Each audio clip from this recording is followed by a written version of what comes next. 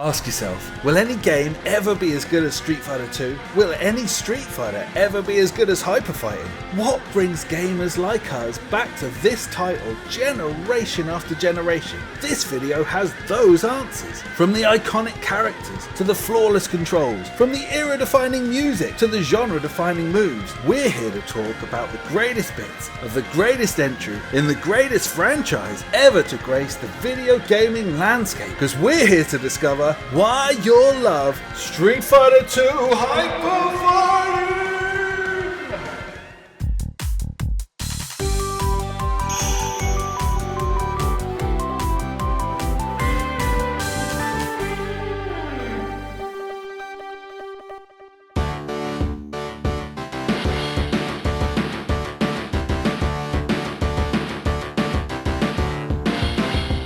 Hello and welcome to Why You Love. The Why You Love series is our effort to understand the enduring love we have for retro classics and to explain to newcomers to the games who haven't played it why we love these retro classics and why you should give them a go. And in today's episode we are looking at Street Fighter 2 Hyper Fighting, and I am joined by the wonderful, the effervescent, the marvellous Dibs Ahoy. Hello there, Dibs Ahoy. Hello. What a lovely intro. Thank you for that. You're welcome. And of course, I am Bedjol, and we'll be with you for the next 20 minutes or so, picking this apart. We're going to dive straight in, because we've got so much to talk about. We can't even waste a second on me drivelling on for another moment. So, today we've got to keep it tight, because there is so much to talk about. So we're going to drive straight in, and we're going to go to you, Dibs. What's your first one? What have you got to tell us about this amazing game? Well, first up, the amazing mix of iconic characters. Oh, and, I mean, these guys, have ingrained themselves in society, haven't they? It's like people know them, who've never even touched a game before. It's I always remember a girl at my college who went to a martial arts class, and all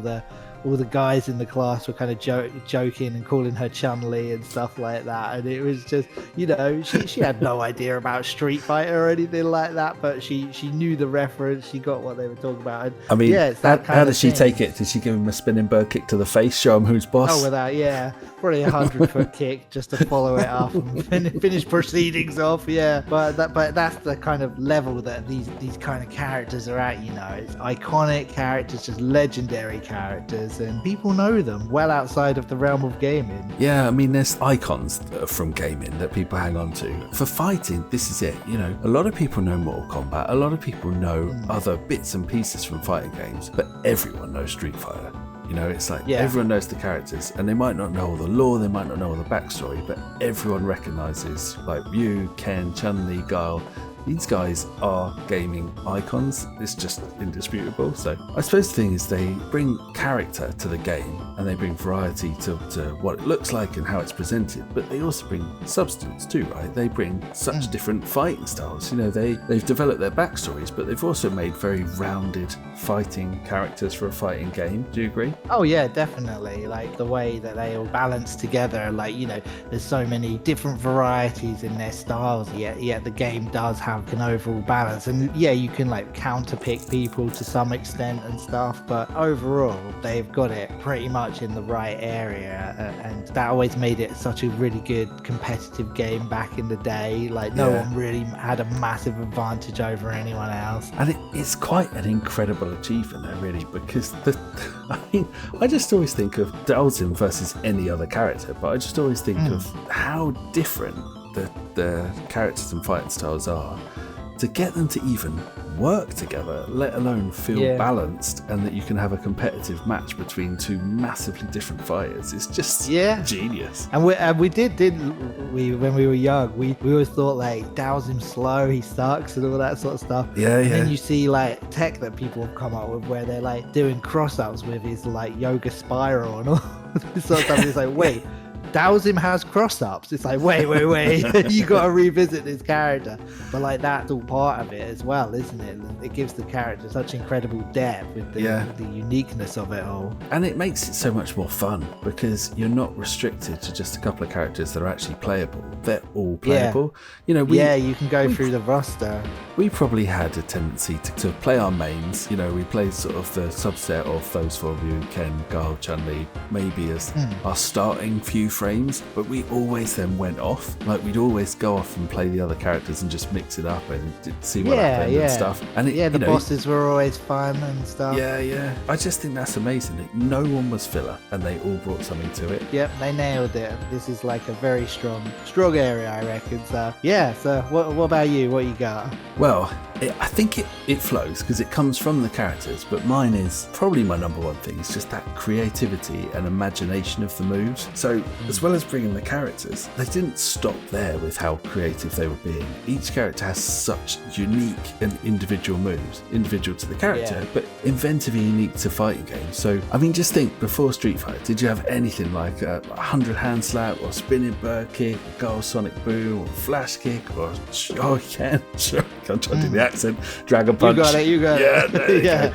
You know, this stuff they invented this. Yeah. Capcom brought this stuff to the table, and you know, some bits may look vaguely similar to martial arts moves and stuff, but most of this was fantasy. And the thing was, all of it made sense. So it was wild and inventive, but it all hangs together so brilliantly. And then going back to what you were just saying about balance, they work as moves. You know, it's like the stuff they do. I just think you see this in the arcade, and it was such an amazing thing to see, especially because a lot of those early 90s arcades were quite dour and quite sort of dark colour schemes and stuff. This was bright and vibrant, and the stuff going on screen was just from another place. Yeah. Do you know what I mean? I mean, it was so fascinating just to see this array of characters doing all these like incredible moves, the individuality and like the originality as well of what we were seeing. I mean, it really set an early standard, didn't it? That like so many other games copied as well, like all the SNK games that have their versions of the Dragon Punch, the Shoto kind of characters kind of thing. Yeah.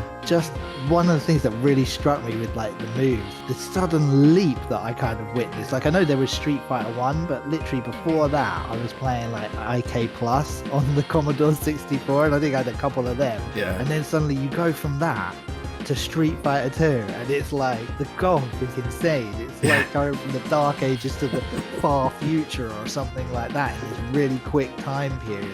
And it was just the imagination, just seeing like stuff like E Honda, like just this big sumo guy just defy gravity when he does his sumo torpedo, and speed of the mashing moves like the 100-foot kick and the 100-hand slap and things.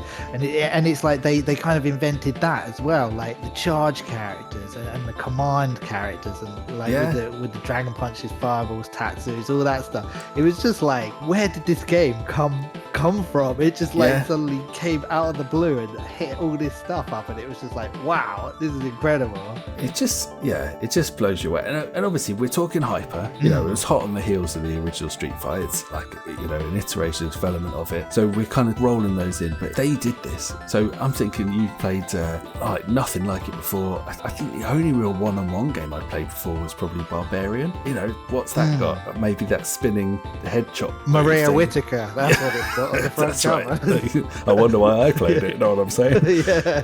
But you're right, I think, if I'm right in saying, they introduced the control-based moves, right? The Hadouken, the charge moves, the special moves part of it, that's a Capcom thing. And I just think they blended it together, but it was all new. And the two things together just blow my mind. Yeah.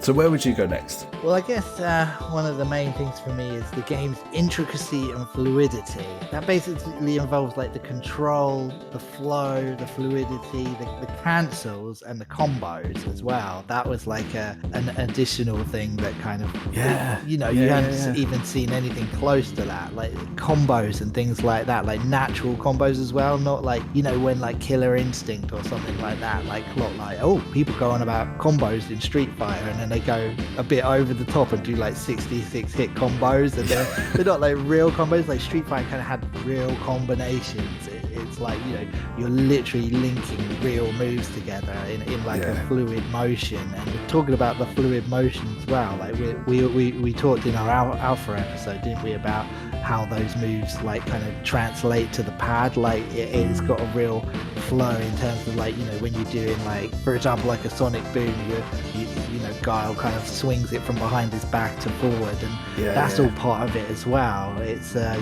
like the motion you do on the pad.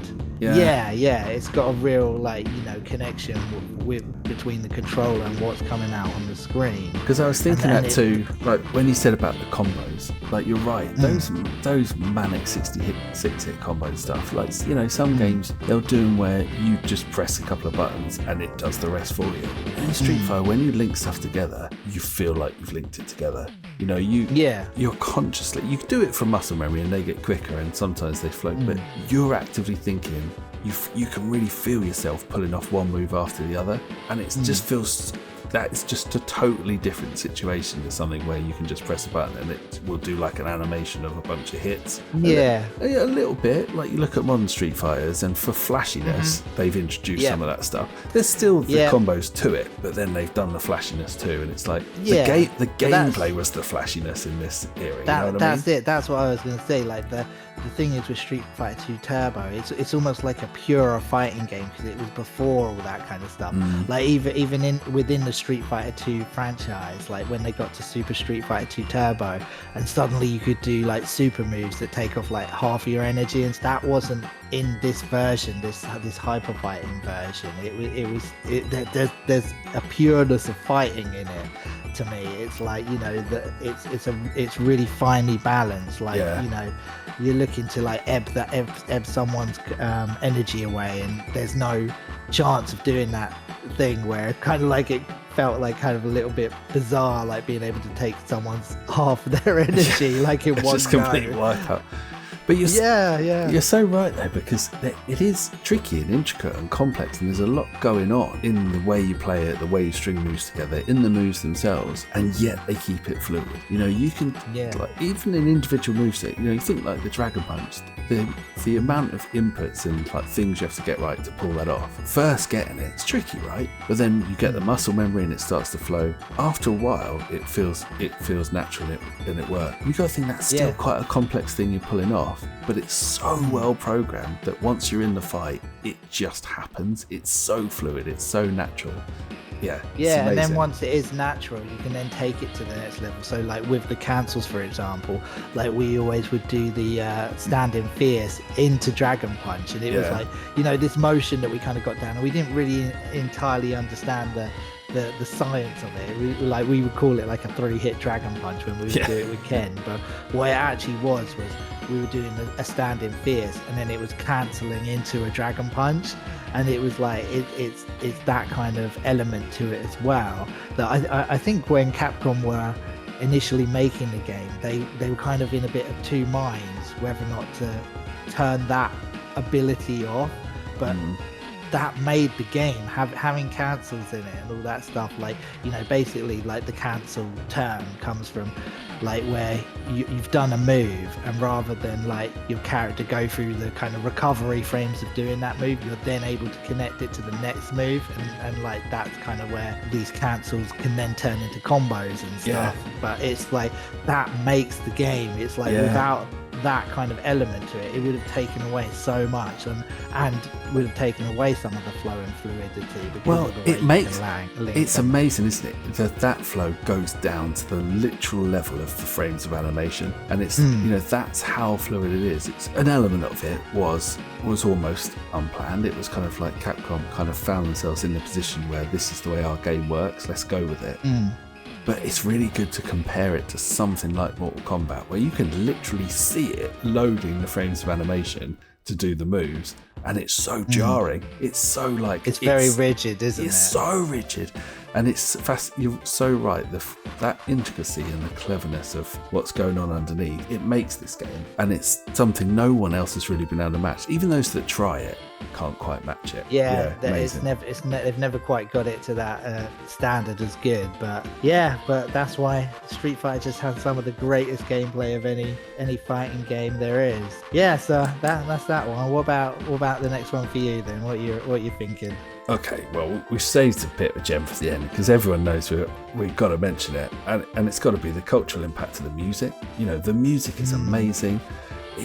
Like the characters, it extends beyond the game. You know, Guile's theme is, I don't know, probably one of the earliest memes, certainly one of the biggest memes. It's just a phenomenon, but so is so much of the rest of the music. You know, these are tunes that you can talk to our non-gamer wives and girlfriends, and they'll know the tunes. You know, they'll play in spaces that really have nothing to do with games, and people know them. And I just think it is a cultural impact. But for the game itself, they were perfect as well. You know, every one of those stages, the stage, the character, the music, are so beautifully done. And bottom line, they're just amazing tunes. You know, they're just... Yeah, every one of them. Yeah, every one of them. And isn't it like... So everyone except 3 of the tunes was the same composer, right? And you were telling me a bit about her before. And I think she deserves a bit of props because, like, I think her story is also part of why this is so great. Yep. So this lady, Yoko Shimomura, is the composer of Street Fighter 2. So she was a classically trained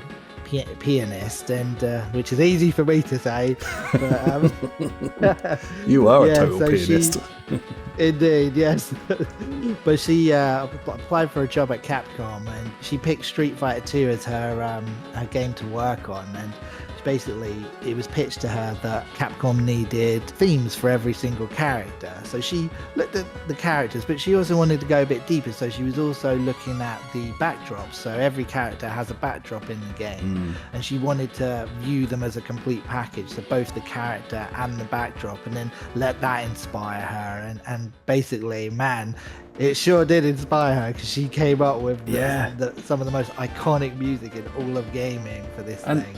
I love that because you can tell that. So hearing the story, you think, yeah, I totally see that happened. And I always think there's just such a brilliant bit of luck and chance to it, because you've got to remember when she started work on that project, Street Fighter 2 was not the phenomenon it became. This was another project on the Capcom books, and there were some other bigger franchises that were knocking around the office that you know, she could have pushed to work on. She went for this. She made it, but it made her as well. She's gone on to do other amazing things like Final Fantasy, Kingdom Hearts stuff, almost bigger Kingdom in her Hearts, career in a way. But I just she's still going as well. I think she's done work on Final Fantasy 15 and that. So she's still knocking out the tunes. Did you tell me she won a BAFTA this year or something? So you look. As far as I saw, So it's great that she's being recognised, because like we're saying, these are like some of the most iconic tunes in all of gaming. And you know, just because it's in the field of gaming doesn't mean it's not like completely amazing. And I mean, they literally do orchestras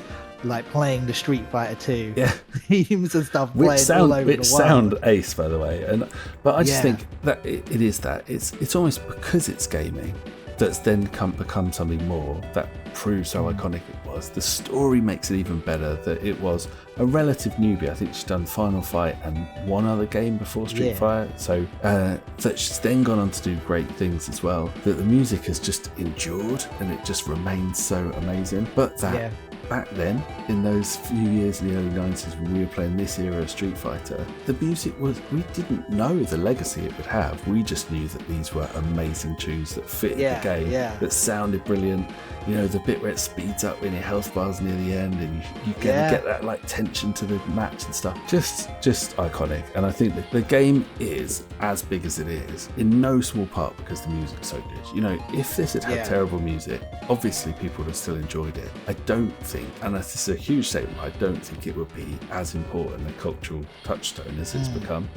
I think it's that's true. I mean, just for that end music alone on this version of the game, just legendary, isn't it? But, I mean, it really was like this whole game is like a coming together of so many incredible things. It's one of those lightning in a bottle moments, isn't it? They didn't just nail the look, they didn't just nail the characters, they didn't just nail the gameplay, but the sound as well. I mean, you would think like at some point they might fall down somewhere, but no, they got the complete package, and the sound was just the icing on the cake, just perfect, just legendary, just enduring for all of time.